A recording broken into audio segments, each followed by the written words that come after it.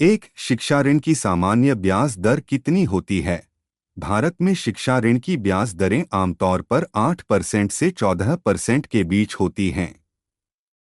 यह bank, course, देश, India abroad और कोलेटरल के आधार पर बदलती है। 2. किस बैंक की शिक्षा ऋण ब्याज दर सबसे कम होती है? आमतौर पर सरकारी बैंकों जैसे एसबीआई, बैंक ऑफ बड़ौदा और पीएनबी की दरें निजी बैंकों की तुलना में कम होती हैं। 3. एसबीआई एजुकेशन लोन की ब्याज दर क्या है? एसबीआई की ब्याज दर योजना के अनुसार अलग होती है, लेकिन सामान्यतः 8.5% 10.5% के बीच होती है। 4. विदेश में पढ़ाई के लिए एचडीएफसी की ब्याज दर क्या है? एचडीएफसी क्रेडिला और एचडीएफसी बैंक की विदेश अध्ययन ऋण दरें लगभग 10.5% 13% के आसपास रहती हैं। 5. क्या बिना कोलेटरल के भी एजुकेशन लोन मिलता है? हाँ।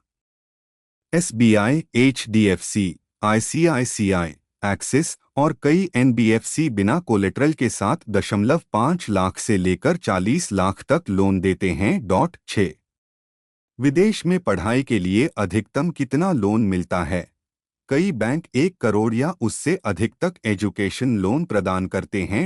एनबीएफसी इससे भी अधिक फंडिंग दे सकते हैं। 7. क्या शिक्षा ऋण की ब्याज दर फिक्स्ड होती है या फ्लोटिंग? अधिकतर बैंक फ्लोटिंग ब्याज दर देते हैं, जो आरबीआई के रेपो रेट पर आधारित होती है। 8. शिक्षा ऋण के लिए कौन कौन से डॉक्यूमेंट आवश्यक होते हैं? एडमिशन लेटर, आय प्रमाण पत्र, कोर्स फीस स्ट्रक्चर, पहचान एवं पते का प्रमाण, बैंक स्टेटमेंट, कोलेटरल डॉक्यूमेंट यदि आवश्यक। 9. क्या पढ़ाई के दौरान ईएमआई भरनी होती है?